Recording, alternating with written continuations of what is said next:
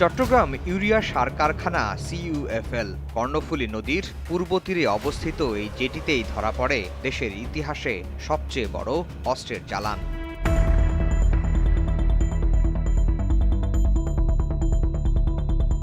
যেভাবে ধরা পড়ে ১০ ট্রাক অস্ত্রের চালান, এই শিরোনামে ২০০৯ সালের ৫ই মার্চ অনুসন্ধানে রিপোর্ট প্রকাশ করে দৈনিক প্রথম আলো।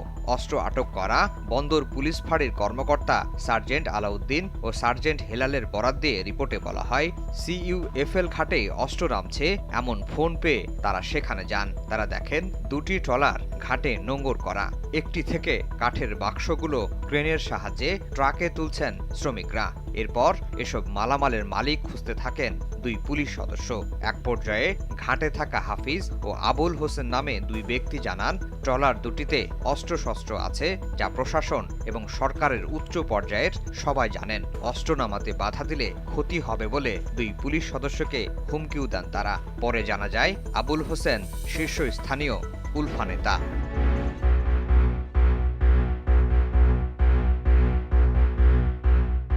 ২০০৪ সালের ১লা এপ্রিলের সকাল। ইউরিয়া সারের বস্তার গাদায় পড়ে আছে বিশাল বিশাল অস্ত্রের কার্টুন। থরে থরে সাজানো উজি গান, টমি গান, এসএমজি, এমএমজি সহ বিভিন্ন ধরনের ১,৭৯০টি আগ্নেয়াস্ত্র। রয়েছে ১১,৪৩,৫২০টি গুলি, ৬,৩৯২টি ম্যাগাজিন, ২৪,৯৯৬টি গ্রেনেড ও ১৫০টি রকেট লঞ্চার। জেটি কর্তৃপক্ষ এবং গোয়েন্দা নজরদারি এড়িয়ে এত অস্ত্রের চালান ঢুকেছে বাংলাদেশে, যা একেবারেই অসম্ভব।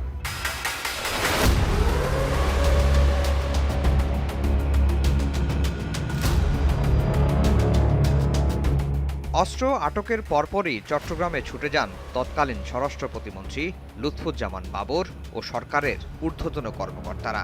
অস্ত্র নাড়াচাড়া করে দেখেন বাবর। তদন্তে গঠন করেন ৫ সদস্যের কমিটি। অস্ত্র আটক করা দুই পুলিশ কর্মকর্তা আলাউদ্দিন ও হেলালকে অস্ত্র মামলায় জেলে পাঠায় বিএনপি জামায়াত জোট সরকার।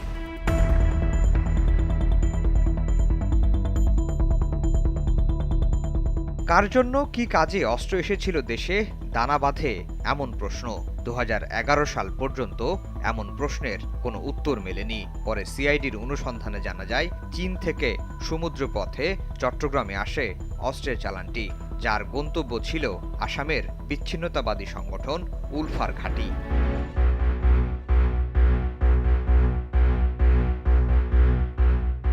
আদালতের রায়ের পর্যবেক্ষণে বলা হয়, অস্ত্রের চালান আসার বিষয়টি জানতেন লুৎফুজ্জামান বাবর ও তৎকালীন শিল্পমন্ত্রী মতিউর রহমান নিজামী। জানতেন রাষ্ট্রীয় গোয়েন্দা সংস্থার ঊর্ধ্বতন কর্মকর্তারাও। অস্ত্র আটকের কথা শুনেও নীরব ছিলেন তখনকার প্রধানমন্ত্রী বেগম খালেদা জিয়া।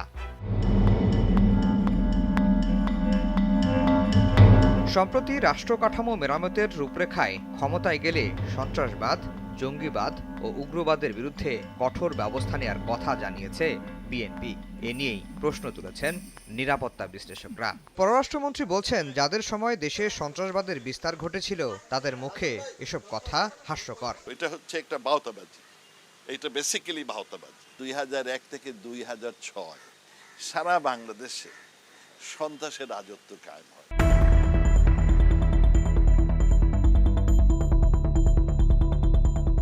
বিশ্লেষকদের মতে, বিএনপি জোট সরকারের সময় রাষ্ট্রীয় মদদে ১০ ট্রাক অস্ত্রের চালান এসেছিল। এটি আদালতের রায়ে প্রমাণিত। এর দায় বিএনপি কখনোই স্বীকার করেনি। সুতরাং তাদের সন্ত্রাসবাদ বিরোধী অবস্থান কতটা গ্রহণযোগ্য হবে সেই প্রশ্ন থেকে যায়। সময় সংবাদ, ঢাকা।